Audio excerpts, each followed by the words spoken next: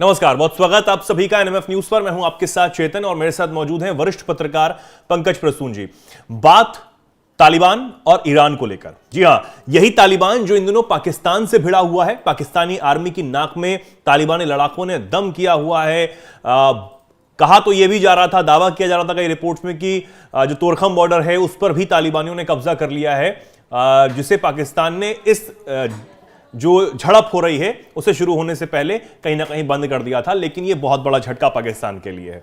अब सिर्फ तालिबान पाकिस्तान के लिए खतरा नहीं, ईरान के लिए भी खतरा बन रहा है। यह बहुत लंबा मुद्दा है, अभी का नहीं है। इस पूरे वीडियो में हम आपको आसानी से समझाएंगे, लेकिन वीडियो के अंत तक बने रहने का काम आपका है ताकि इस पूरे मुद्दे को समझ पाएं।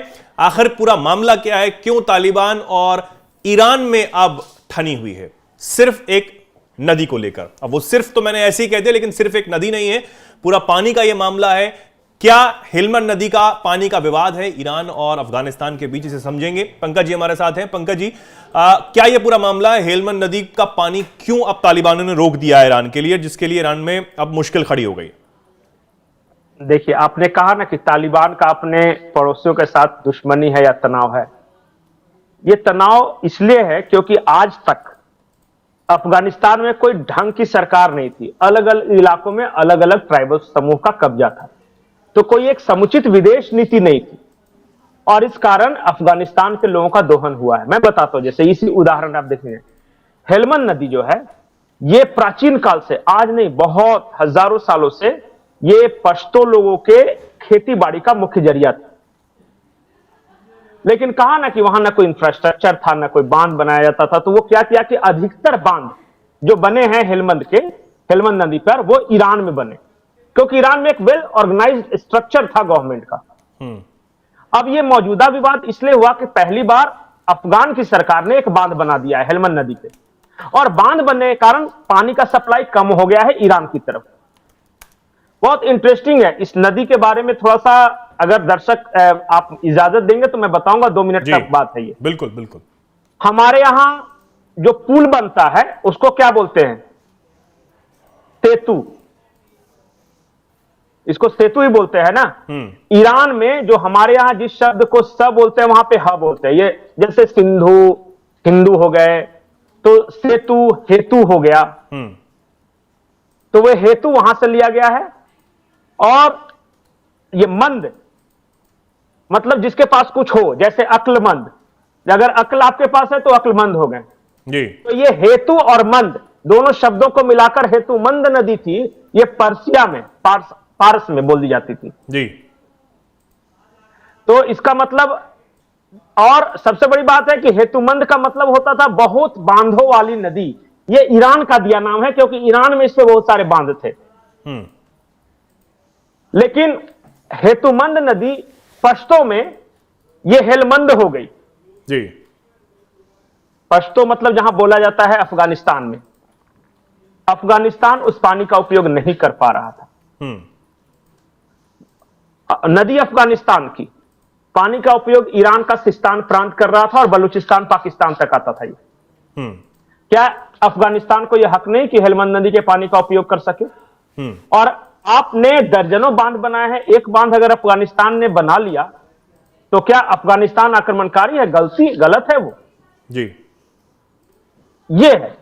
अब इसका मैं बता देता हूं, और इसमें यह है कि ये पूरे इलाके में सबसे लंबी नदी है ये, और ये अकेली ऐसी नदी है जिसका एंड किसी सागर में नहीं गिरता।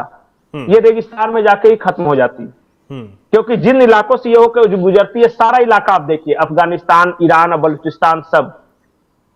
हुआ यह है कि आरोप यह है ईरान का कि नदी का पानी कम किया तो किया, लेकिन पानी ये क्या कर रहा है कि एक नमक का रेगिस्तान है वहां पे जाके ये छोड़ दे रहा है। अफगानिस्तान का कहना है कि भाई वो नमक का रेगिस्तान नहीं है, हम उसको खेती लायक बना रहे हैं अपने पानी से। अब यही विवाद है। अब दोनों देशों में टेंशन है, रमजान का महीना है। अब लोग ये कह रहे हैं कि दोनों मुस्लिम देश आपस में भिड़ेंगे और खून की नदियां बहेगी। लेकिन मुझे लगता है कि एक वाजिब जल बंटवारा होना चाहिए। हर दुनिया में कहीं भी जब कोई नदी किसी दो देशों से होकर गुजरती है तो आपस में वहां एक जल बंटवारा होता है, संधि होती है। भारत पाकिस्तान के बीच है, बहुत सारे देशों के बीच इस तरह है। लेकिन इससे पहले क्या कोई बातचीत करने की कोशिश नहीं हुई ईरान और अफगानिस्तान के बीच में? क्योंकि ये सही कहा आपने, अलग अलग सरकारें आती रही, बार बार तख्ता पलट होता रहा, तो इस वजह से ना सुलझ पाया हो ये मामला। लेकिन कोई भी सरकार, क्या तालिबान प्रशासन ने बातचीत करने की कोशिश की इस मामले में? नहीं, तालिबान प्रशासन ने बातचीत नहीं किया। उन्होंने क्या किया कि एक छोटी सी बांध बना ही दी। मुझे लगता है कि जब बना रहे थे ना, उसी वक्त रोकना चाहिए था ईरान को। अगर ऑब्जेक्शन था तो फिर बातचीत हो सकती थी। अब बना दिया, पानी मोड़ दिया, अब आके कहेंगे कि अब तनाव पैदा हो गया, मेरे यहां पानी कम है, कम आ रहा है, तो फिर अब इसमें क्या किया जा सकता है? बांध तोड़ा तो नहीं जा सकता। ज्यादा से ज्यादा एक एग्रीमेंट हो सकता है कि कितना क्यूसेक पानी कौन रिलीज करेगा, कब रिलीज करेगा, ताकि दोनों जगहों पे काम चलता रहे। ये दोनों देश देखिए, ईरान हो या अफगानिस्तान हो, यहां बहुत कम एरिया में खेती लायक जमीन है, बहुत कम एरिया में खेती होती है, और उसी खेती के आधार पर उनको पूरा देश चलाना है जी। इसलिए वो और इंपॉर्टेंट हो जाता है। भारत जैसे देश में सब सिंधु का देश है ये, यहां हर पता चले 10 किलोमीटर पे एक नदी मिल जाएगी, छोटी बड़ी कैसी भी। लेकिन उन देशों में जहां इकलौती है पानी, और खास करके मीठे पानी का स्रोत बिल्कुल नहीं है, वहां के लिए बहुत इंपॉर्टेंट हो जाता है। और इसलिए ये ज्यादा इंपॉर्टेंट मुझे ऐसा लगता है कि इस पे एक ही उपाय है कि दोनों देश के लोग बैठे और आपस में एक समझौता करें, और नहीं तो जिस तरह भारत पाकिस्तान के बीच समझौता यूएनओ ने करवाया था, ये करा सकते हैं ये भी। और सबसे बड़ी बात है कि इकलौती ऐसी नदी है जिसका पानी मीठा है। एक और नदी है अफगानिस्तान में, अर्गन दाब नाम है उसका, पर वो थोड़ा खारे पानी वाली नदी है। मीठे पानी की नदी है हेलमंद ही है। और एक और भारत के साथ अगर आप जानना चाहेंगे हेलमंद नदी, तो ये हेलमंद नदी घाटी जो है ना, पारसी के सबसे पहले अवेस्ता एक धर्म ग्रंथ है वहां पर्शिया में, उसमें इसका मेंशन आया था, और इसे आर्यों की मातृभूमि कहा गया था। ये जो घाटी है ना, हेलमंद नदी घाटी, वहीं पे आर्य मूल रूप से रहते थे, और इसे उस वक्त हेतुमंद बुलाया जाता था। हिंदू और बौद्ध धर्म के अनुयायी यहां ज्यादा थे, क्योंकि उनकी त्वचा का रंग सफेद था, उस वक्त गोरे थे वो, तो इस एरिया को व्हाइट इंडिया कहा जाता था, श्वेत भारत। और जो आर्य वगैरह जो हैं, कहा जाता है वहीं से सब निकल के आए जी। वही तो अब हेलमंद नदी के, अब क्या लगता है, इसलिए क्योंकि कई शब्द ऐसे हैं जी, जैसे कि वहां जो हेलमंद नदी घाटी में बोला जाता है जो शब्द, जैसे कि दरख्त बोलते हैं वो बड़े पेड़ को, हमारे यहां वो दरख्त समझ जाते हैं लोग, दरख्त मतलब बड़ा पेड़। वो पुल को सेतु बोलते हैं, मतलब हेतु बोलते हैं वो, तो हमारे यहां वो सेतु समझ सकते हैं कुछ। दोस्त बोलते हैं, दोस्त नाम का शब्द वहीं से आया है निकल के जी। तो वो घाटी जो सभ्यता है, हेलमंद नदी घाटी की सभ्यता भारत के साथ, और कहा जाता है कि उत्तर भारत के लोगों का बहुत लंबे समय तक रोटी बेटी का संबंध रहा है उस एरिया में, खास करके पंजाब के लोगों का, और उस तरह के जो कुछ पठान, और फिर अपना पंजाब भी, जो दिल्ली का जो पश्चिम वाला, खूब दोनों में संबंध रहा है। बिल्कुल। पंकज जी, अब क्योंकि तालिबान जो है वो ये भी चाहता है कि काफी देश जो हैं वो उसे जल्द से जल्द मान्यता दे दें, क्या लगता है, क्या ये मुमकिन है कि ईरान के सामने वो ये रख दे कि भैया हमें दे दो आप मान्यता, और हम इस विवाद को सुलझा लेते हैं? नहीं, तालिबान के साथ समस्या क्या है मैं बताता हूं। तालिबान देखिए, एक तो ऑर्थोडॉक्स ऑर्गेनाइजेशन है वो, लड़कियों की शिक्षा वगैरह को लेकर ऐसे उसका इमेज खराब है। दूसरी बात यह है कि आसपास के सभी देशों को पता है कि इसके पास एक रेगुलर आर्म फोर्स नहीं है, ये गुरिल्ला वारफेयर कर सकते हैं, लेकिन एक प्रॉपर जो मिलिट्री स्ट्रक्चर वो नहीं है। इस वजह से ईरान हो या सऊदी हो या इवन पाकिस्तान हो, इसे दबाता है। और लंबे अरसे से जब कोई सरकार नहीं थी ना, तो पता चला कि चारों तरफ से घुस रहा है। अब जो ईरान है वो नॉर्दर्न अलायंस अपनी फौज अपने यहां दे रखा है, और पूरे हाजरा लोगों को घुसा के रखा है अफगानिस्तान में। सऊदी है, वो पता चला अल कायदा को लेकर अफगानिस्तान में बैठे हुए। पाकिस्तान आपको पता है ISIS वालों ने पूरा मुजाहिदीन तैयार करके बैठे, तो अफगानिस्तान को सबने परेशान किया है। और अब जब वहां एक प्रॉपर सरकार आ गई, कम से कम कहने के लिए सरकार आ गई जिसका पूरे अफगानिस्तान पे रिट है, तो अब इन्हें समस्या हो रही कि अरे सैकड़ों सालों से तो हम तो डुरंड लाइन को हमने ये क्या बोलते हैं, मुंबई की चौपाटी बना रखी थी, जमन तब आते थे, जमन तब आते थे, अब वहां क्यों रोक रखा है, रह रहा है वो बॉर्डर, क्यों कहता है कि वो बॉर्डर है? अफगानी मानते हैं कि वो डुरंड लाइन जो अंग्रेज ने खींची है वो बॉर्डर नहीं है। अफगानिस्तान की बॉर्डर वहां खत्म होती है जहां तक पश्तून है।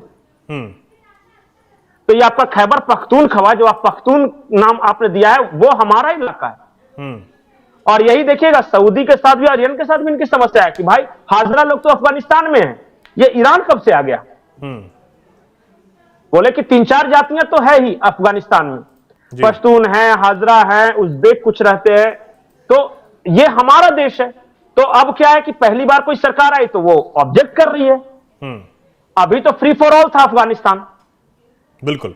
और इस वजह से, और ये तनाव पैदा नहीं कर रहे, ये अपनी मांगे रख रहे हैं, दूसरा लोग ये बता रहे हैं, नैरेटिव सेट किया जा रहा है कि देखिए ये तो लंपट है, गंवार है, इनको लड़ना नहीं आता, आर्मी नहीं है, सरकार चलाना नहीं आता, इसलिए क्लेम कर रहे हैं, ऐसा जबकि है नहीं। बहुत सारी चीजें हैं, लेकिन वही तालिबान जो है पाकिस्तान की नाक में दम किए हुए है और कई चीजों पर हिस्सा भी कर चुका है, ये भी दावा लगातार किया जा रहा है। लेजर वेपन का इस्तेमाल भी किया गया पिछले दिनों तो पाकिस्तानी आर्मी पर, यह भी कहीं ना कहीं दावा कई रिपोर्ट्स में किया गया था। एक महत्वपूर्ण बात बताता हूं, अफगान नागरिकों से कभी आपकी बात होती है, किसी अफगानी से पूछिए, वो सबसे बड़ा दुश्मन पाकिस्तान को मानता है। वो किस लिए? वो कहता है कि हमारे देश को बर्बाद करने में और रेडिकलाइज करने में ये पाकिस्तानी आर्मी और पाकिस्तान के मदरसों का जितना हाथ है ना, किसी दूसरे देश का नहीं। बोला अमेरिका तो सिर्फ पैसे दे सकता था, लेकिन इन्होंने फुट सोल्जर्स हमारे देश को बर्बाद करने के लिए पैदा किए जी। और बाद में जब हम मारे जा रहे थे तो ये अमेरिका के साथ जाके खड़े हो गए। मतलब कि 9/11 के पहले हम भाई भाई हैं और हम मुजाहिद हैं, और लेकिन जब अमेरिका आ गया तो ये चुपचाप हमें पीठ में छुरा मार के अमेरिका के साथ खड़े हो गए और अमेरिका के साथ मिलकर हमारे देश पे बम बरसाया। इसलिए नफरत करते हैं अफगानी पाकिस्तानियों से। बिल्कुल, और ये नफरत जो है वो दिखाई भी दे रही है बॉर्डर पर। लेकिन अब देखना होगा कि ईरान के साथ ये जो हेलमंद नदी का जो मुद्दा है अफगानिस्तान में छिड़ा हुआ है, अफगानिस्तान से छिड़ा हुआ है, वो क्या सुलझ पाता है, नहीं सुलझ पाता है, क्योंकि रमजान का महीना जिस तरीके से जिक्र भी किया पंकज जी ने, उस वक्त ईरान की मुश्किलें तालिबान ने बढ़ा रखी हैं। क्या होता है इस पर हमारी नजर बनी रहेगी, और आप भी उम्मीद है इस पूरे मुद्दे को समझ पाए होंगे। पंकज जी ने बहुत आसानी से इसे समझाने की कोशिश की है। देखना होगा कि इस पर क्या होता है, लेकिन आप बने रहिए हमारे साथ और ऐसी ही तमाम खबरों के लिए, तमाम जानकारियों के लिए जुड़े रहिए, देखते रहिए NMF न्यूज़। नमस्कार।